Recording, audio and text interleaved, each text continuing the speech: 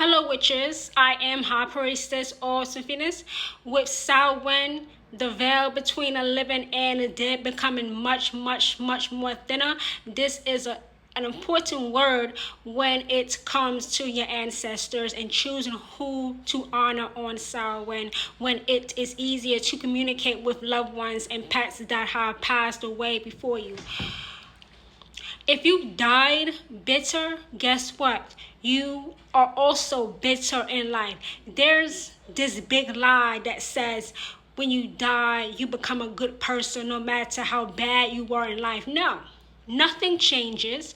If you had a bitter relative in your life, guess what? They are still bitter. If you die in bitterness, your afterlife will also be bitter. Why? Because there is no expiration date on disrespect. You don't have to honor these people. You should not be honoring these people, because if you do, most likely your house will be haunted by these people. A lot of hauntings are not from people you don't know.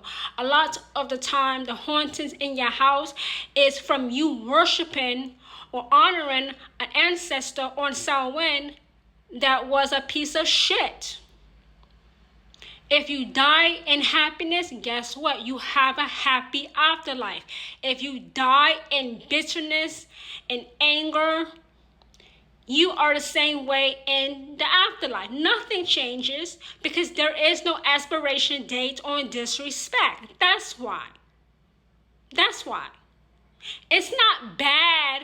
People say, oh, it's bad to talk bad about the dead because the dead is not here to defend themselves. They had all the time in the world to defend themselves when they were alive. Nobody gets a pass.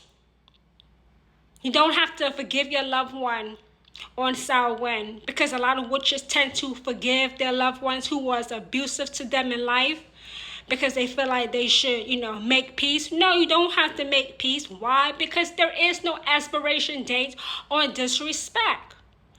You should not be honoring ancestors that treated you like a piece of trash when they were alive. Because, like I just said, if you die in bitterness, your afterlife is also bitter. If you die in happiness, your afterlife is happy. You should talk about the dead, good or bad, regardless that they are not here to defend themselves. They had a whole lifetime to do so. It's not your job as the witch to heal somebody else's trauma. It is not the job of any witch to heal somebody else's trauma, because it's not your trauma. That's why. It's not. Do not honor ancestors that were no good in life, because guess what? They are also no good in death.